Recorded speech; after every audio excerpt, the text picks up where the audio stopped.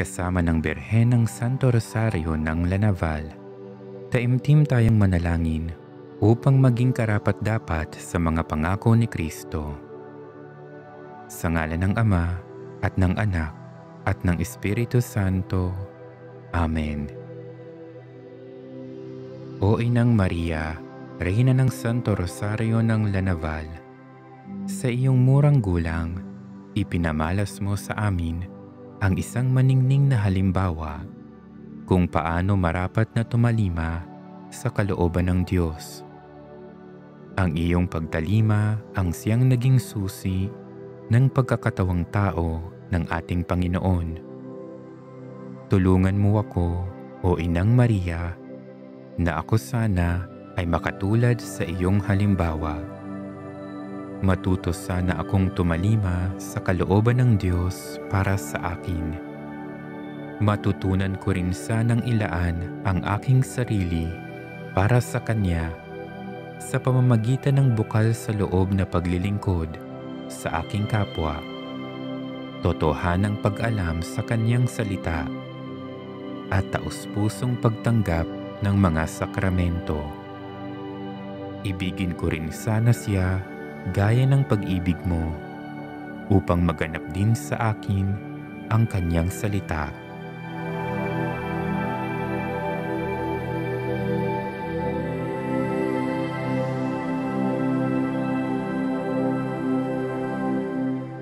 O Inang Maria, Reyna ng Santo Rosario ng Lanaval, ang pagdalaw mo sa iyong pinsang si Santa Elizabeth ay naghatid sa kanya ng malaking tuwa. Isa kang tunay na tagapaghatid ng mabuting balita sa pagkatotohanan mong nagagawa na maipadama sa mga tao sa paligid mo ang kapangyarihan at pagmamahal ng Diyos. Magawa ko rin sanang makapaghatid ng mabuting balita sa mga tao sa paligid ko, lalong-lalo na sa mga kasama ko sa pamilya at mga taong mahal sa akin. Maalala ko sanang lagi na ang pagmamahal ay dapat na mag-ugat sa tahanan, at kung nais ko mang maghatid ng mabuting balita, sa tahanan ako dapat magsimula.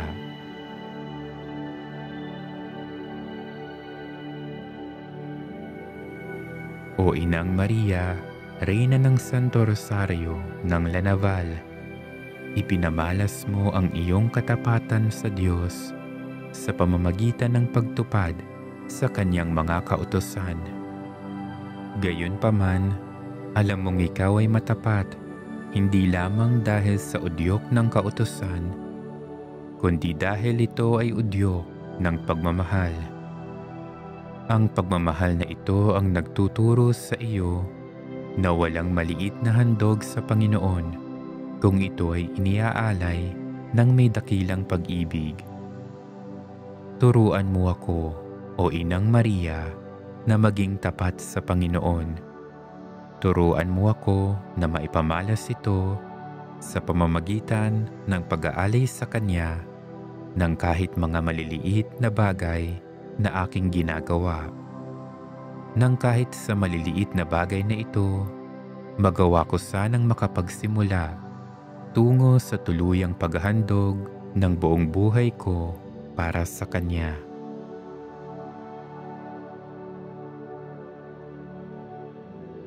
O Inang Maria, Reyna ng Santo Rosario ng Lanaval, ikaw ay hinirang na maging ina ng Diyos.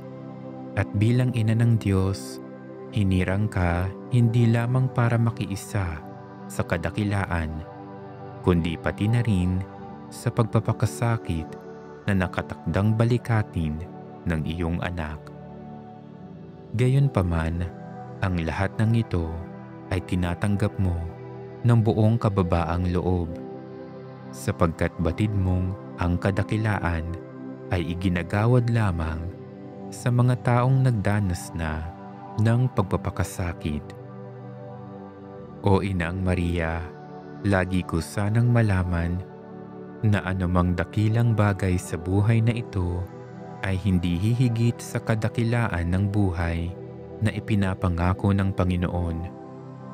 Ipanalangin mong sana'y makamit ko ito sa pamamagitan ng aking pakikiisa sa pagpapakasakit ng Panginoon at ng kababaang loob na balikatin ang lahat ng ito.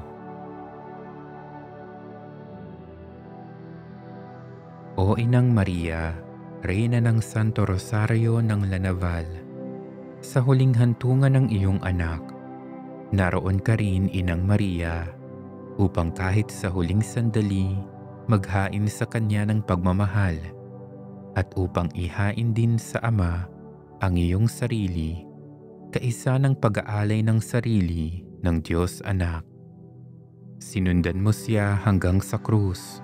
Sumasampalataya ka hanggang sa krus. Ang krus nga ang palatandaan ng pagiging tunay na Kristiyano.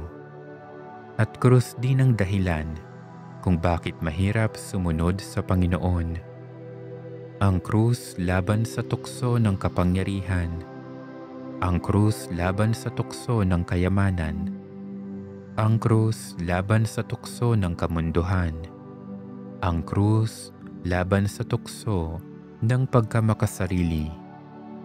Tulungan mo akong pasanin ang krus na ito, O Inang Maria, at tulad mo, maging bahagi din sana ako ng pag-aalay ng Panginoon para sa aking kaligtasan at sa kaligtasan ng iba.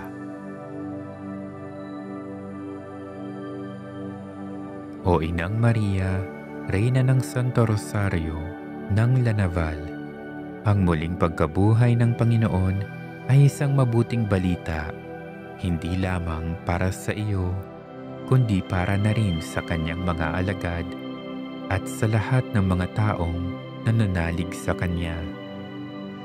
Sa mata ng buong sanlibutan, itinanghal na ng Panginoon ang kanyang kaluwalhatian.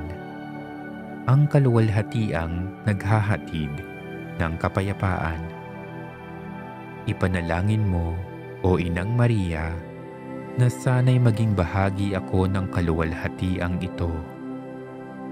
Aanhin ko nga ba ang kaligayahang pansamantala kung ang buhay ko na may walang kahulugan? Aanhin ko nga ba ang papuri, ang kayamanan, ang kadakilaan, kung ang buhay ko na may walang pupuntahan? Aanhin ko ang lahat, O Inang Maria, kung ang pagkatao ko naman ay alipin ng kasalanan. Hindi ito ang nais ko. Ang nais ko ay isang bagong buhay. Isang bagong buhay kung saan matatagpuan ang kapayapaan na hatid ng Panginoong nabuhay na mag-uli. Ipanalangin mo ako, O Inang Maria. Ipanalangin mo kaming makasalanan, ngayon at kung kami mamamatay.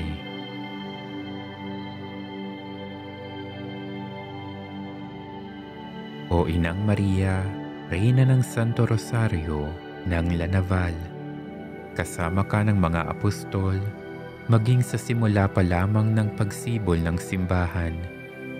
Ito ay sapagkat nababatid mo na ang pakikiisa sa simbahan ay kalakip ng pagsunod sa Panginoon, sapagkat naniniwala ka na walang sino man ang nabubuhay at namamatay para sa sarili lamang.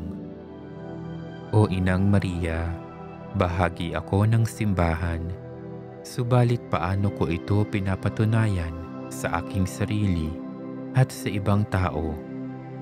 Nakikita ko ba sa akin ang sigla at galak sa aking pagdalo sa mga pagdiriwang ng sakramento, gayon din sa aking pagdarasal?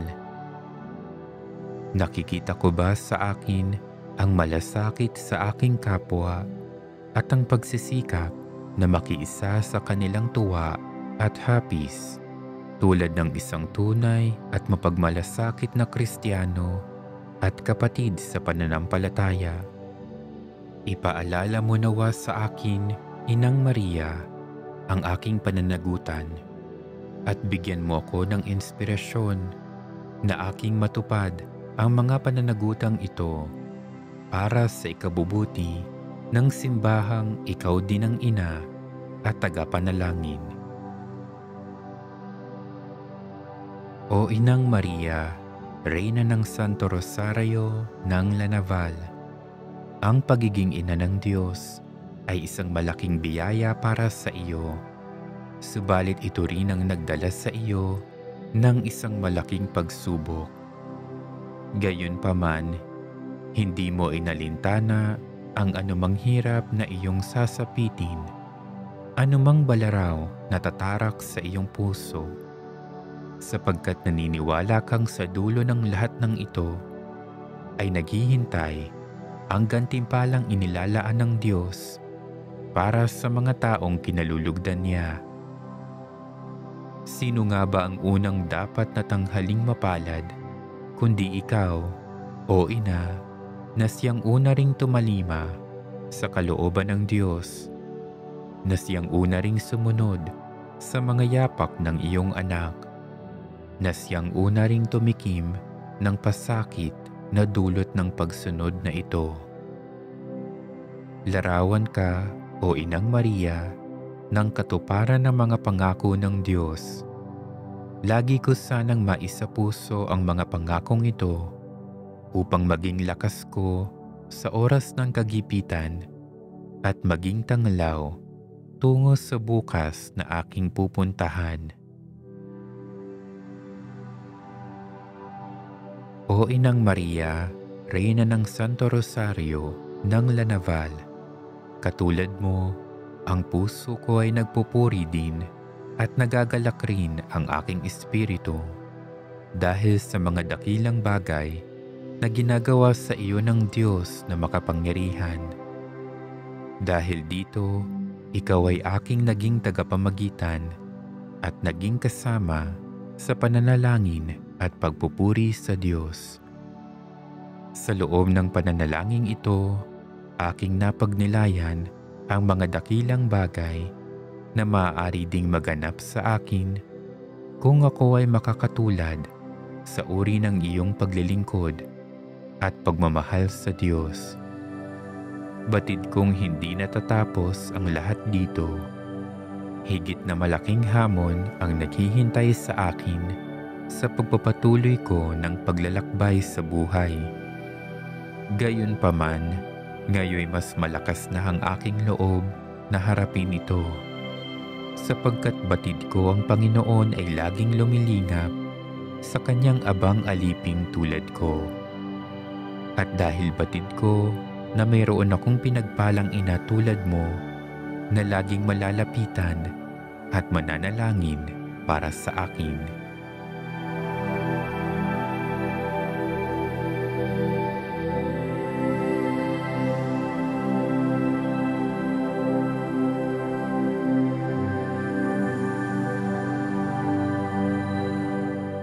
O Maria, Reyna ng Kabanal-Banalang Rosario, pinararangalan ka namin, ikaw na berheng aming pintakasi.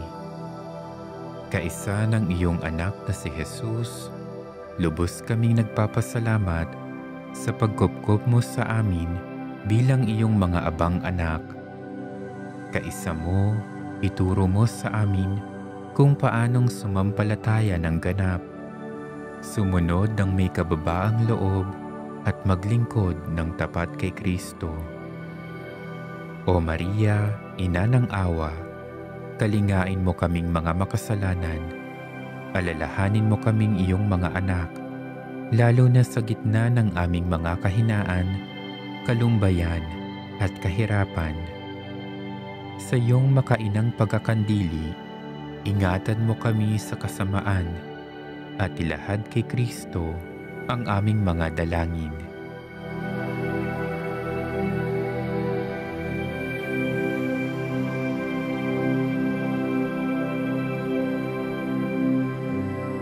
O Maria, tahanan ng Diyos, balutin mo kami ng iyong matimyas na pag-ibig.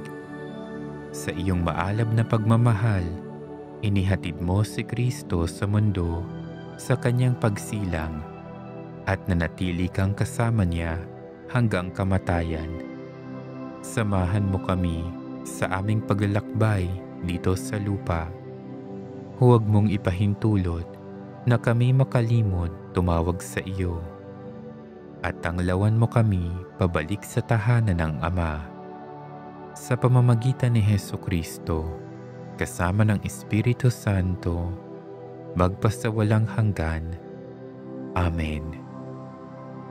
Aba, Ginoong Maria, napupuno ka ng grasya, ang Panginoong Diyos ay sumasa iyo. Bukod kang pinagpala sa babaeng lahat, at pinagpala naman ang iyong anak na si Jesus. Santa Maria, Ina ng Diyos, ipanalangin mo kaming makasalanan, ngayon at kung kami mamamatay. Amen. Mahal na Birhen ng Santo Rosario ng Lanaval, ipanalangin mo kaming dumudulog sa iyo. Sa ngalan ng Ama, at ng Anak, at ng Espiritu Santo. Amen.